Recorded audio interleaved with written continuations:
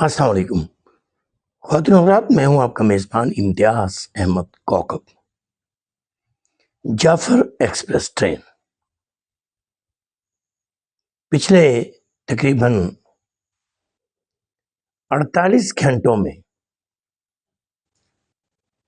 ہر T V channel نے، ہر vlogger نے، ہر YouTuber نے اپنے تئیں بہت کچھ کہا،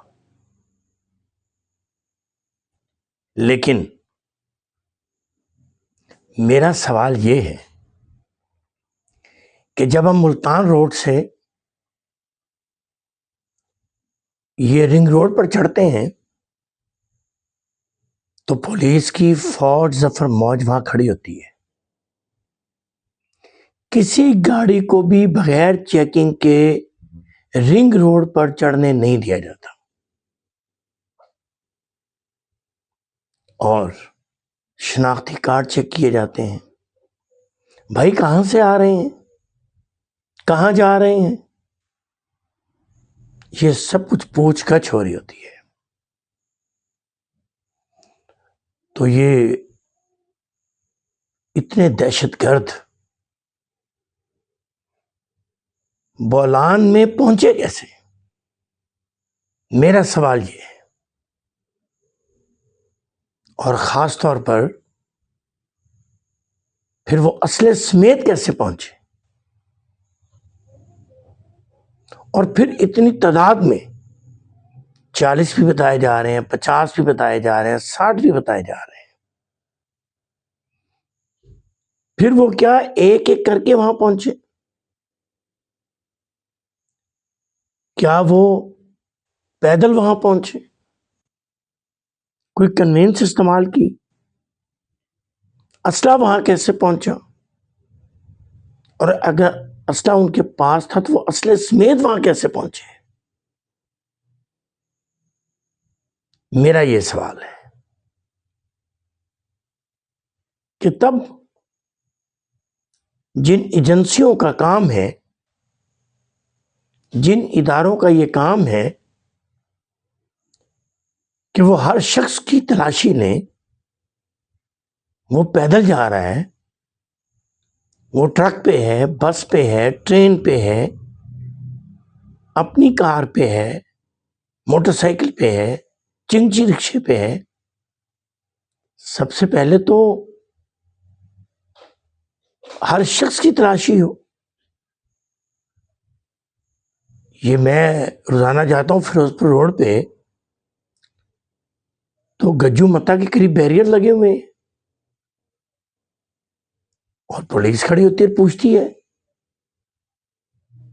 کاغذات دکھائیں، کون ہیں آپ، کہاں سے آ رہے ہیں، کہاں جا رہے ہیں۔ تو میرا سوال یہ ہے کہ عام شہریوں کو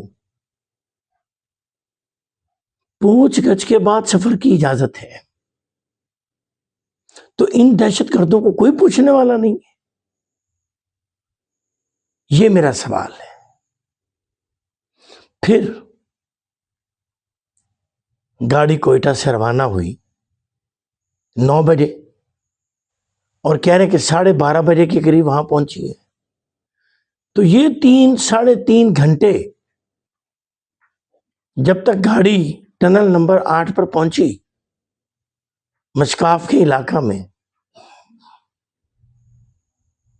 تو تب تک بھی ایجنسیوں کو اس بات کا پتہ نہیں چل رہا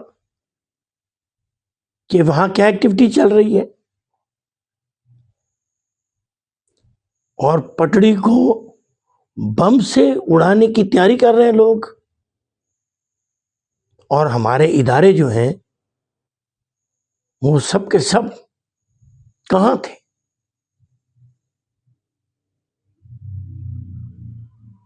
ایک وزیر اعظم چلتا ہے،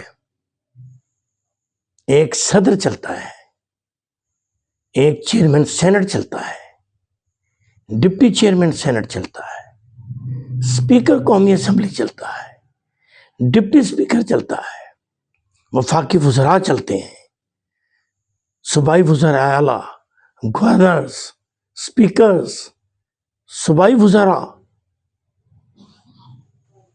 تو ان کے پروٹوکول کے لیے، ان کی سیکیورٹی کے لیے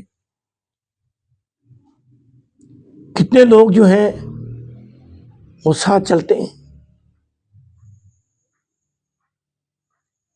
تو جس ٹرین میں تقریباً 450 افراد سوار ہیں،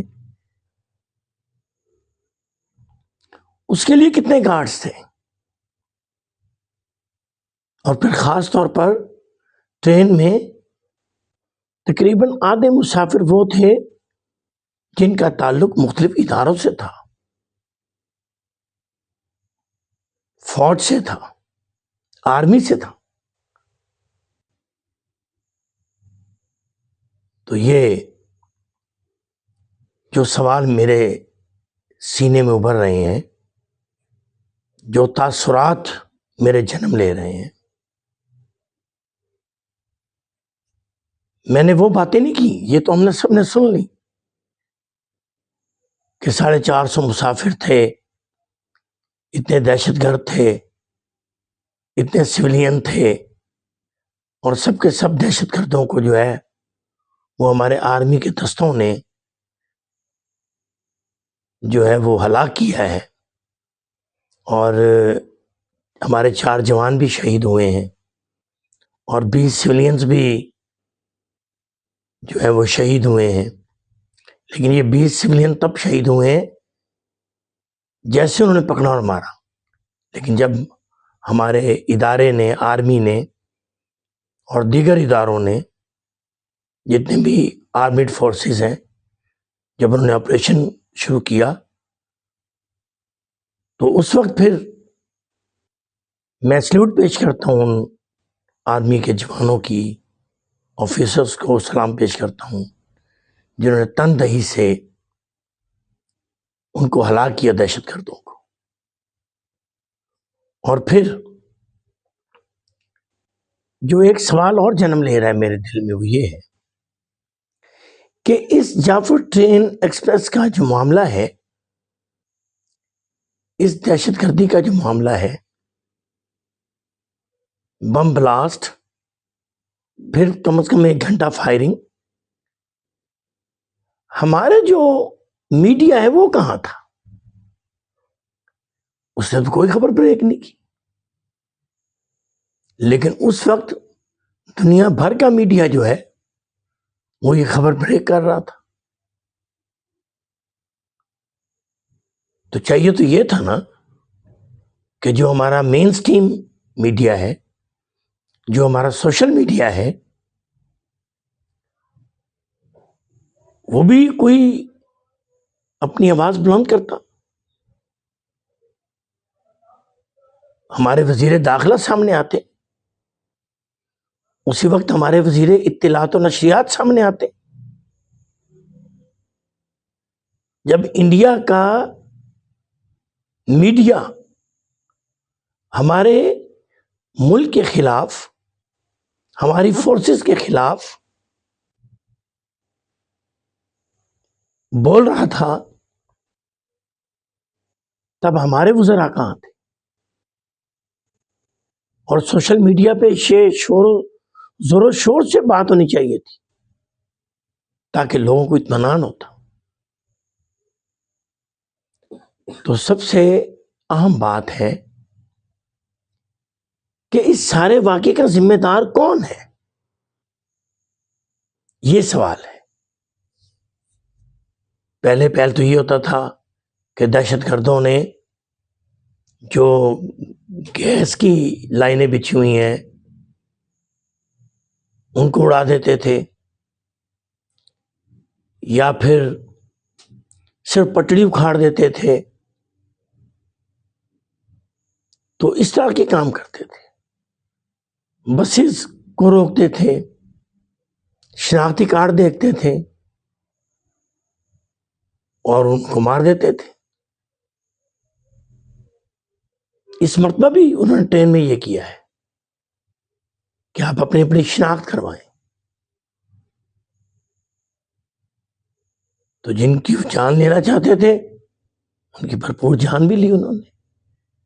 بوڑھوں کو، بچوں کو، خواتین کو چھوڑا انہوں نے. اور مسافروں کی بات بھی اب سامنے آ رہی ہیں، سوشل میڈیا پہ تو ان کے بیانات آ رہے ہیں. I have seen with my own eyes. تو کہنے کا مطلب ہے کہ بی ایل اے کو کون روکے گا؟ بی ایل اے کی دہشت گردی کو کون روکے گا؟ وفاق روکے گا؟ صوبہ روکے گا؟ کون روکے گا اس کو؟ کون اپنی کارکردگی کو بہتر بنائے گا؟ جہاں حادثہ ہوا وہاں رابطہ ناممکن تھا، رابطہ ناممکن تھا وہاں، کیونکہ وہاں کوئی سگنل نہیں تھے، کوئی موبائل نہیں چل رہا تھا، کس قدر مشکلات تھی. تو میری محترم صدر ذی وقار آصف علی زرداری صاحب سے، وزیر اعظم میاں محمد شہباز شریف صاحب سے، اور چاروں صوبوں کے گورنرز اور وزرائے اعلیٰ سے بشمول کشمیر اور گلگت بلتستان، کہ اب ہم کو سونا نہیں ہے. اور ہمارے army chief general Asim Munir صاحب، جو کہ بہت ہی professional chief of army staff ہیں، جن کے سینے میں قرآن ہے، اور ایک دبنگ ہمارے چیف آف آرمی سٹاف ہے. میری ہاتھ باندھ کی گزارش ہے اور ریکویسٹ ہے کہ اب ہمارے ان اکابرین کو، ہمارے ان رہنماؤں کو، بشمول اپوزیشن کے تمام پارٹیز کو، پی ٹی آئی کو بھی، مولانا فضل الرحمان صاحب کو بھی، اور اسی طرح اختر مینگل صاحب کو بھی شامل کیا جائے، اور بیٹھ کے یہ فیصلہ کیا جائے کہ دہشت گردی اور دہشت گرد دونوں کا کلا کمع کیا جائے، دونوں کو عبرت کا نشان بنایا جائے. اور زیادہ حالات خراب ہیں بلوچستان میں، زیادہ حالات خراب ہیں کے پی کے میں. ان دونوں وزرائے اعلیٰ کو خاص طور پر، جو ہمارے بڑے ہیں وہ ان کو انسٹرکشنز دیں، اور جو ہمارے ادارے ہیں وہ ایفیشینٹلی کام کریں. کسی کی ضرورت نہ ہو